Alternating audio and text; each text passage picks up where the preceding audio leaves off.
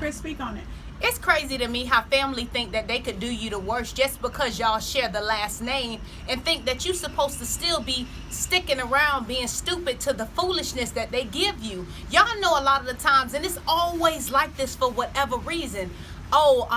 The ones who do them the worst, they give them the best treatment, and I can't seem to understand it. They could do nothing for you, don't bring you nothing but headache and heartache, and they will be the one that kiss they behind. Well, what can I do for them? Well, let me see what I could do. Pay their rent, take care of their kids, pay their car note if they needed to, bail them out of jail, because y'all know exactly what I'm talking about. But there's so many of you who are out there who are extremely good people, will take time off from work to be with your family, will do whatever it is that you need to do, but it seems as if they give you the worst treatment. Now you've got to turn the mirror on yourself and say, well, what am I doing wrong? And a lot of times you got to really understand that the very things that you have accepted are the things that now you are regretting. When you accepted them treating you that way from childhood on up, that's when they said, well, I guess it don't mean that much. And y'all know what's crazy to me? It seems as if the ones who do good, they be saying, well, if they want to leave, let them go. Now, I'm going to wash my hand with them. I don't need no drama in my life. Let them leave. Let them alone. What does that mean? And all you doing, the people who give you the most hell, you chasing after them.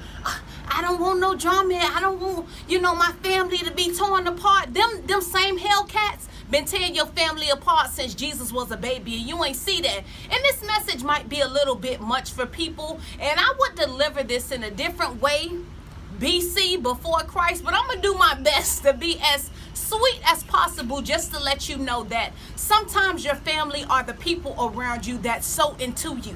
Just because you don't share the same last name, it don't mean nothing. These are some of the same people who do the most for you when your family is giving you their peer behind to kiss. So y'all don't be mistaken. I just wanted, my family to be together. I just want everybody to love on each other. The truth about the matter is sometimes that's not the case. Y'all hear that alarm ringing outside because God ringing an alarm in your life too.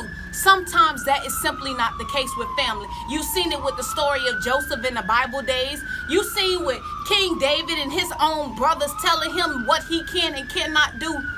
Your family sometimes is your worst enemy. And I'm not saying that with all families, because God uses some people to really show that, hey, this is what the institution of family is supposed to be like. But sometimes your friends is your extended family, and they're the ones who gonna love on you. And for y'all people out there, sometimes folks thought that you had real good sense up until the point where you couldn't get it together, because them same fools that's been ruining your life about had you up in jail 4-5 times, getting your house shot at and everything else. You don't care. You don't, let me just love on them. Sometimes you got to bring people to Jesus by loving up on them. You can't, well, you got to, no.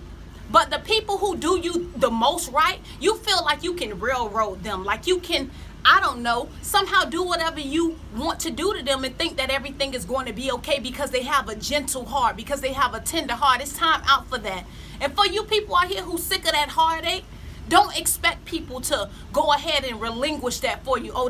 They'll eventually start treating me better. You make the change in your own life, because nobody's going to do for you what you can do for you. You tired of the mistreatment? You wash your hands with that situation. If your presence, if they can't do nothing with you and your presence being there, surely then your absence isn't going to make a difference. So do what you have to do. And it seems as if sometimes you be like, dog, do I need to turn and be nasty to folks for them to get the picture?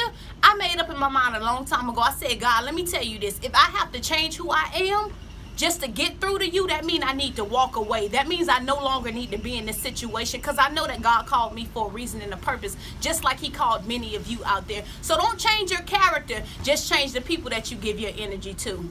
Love you.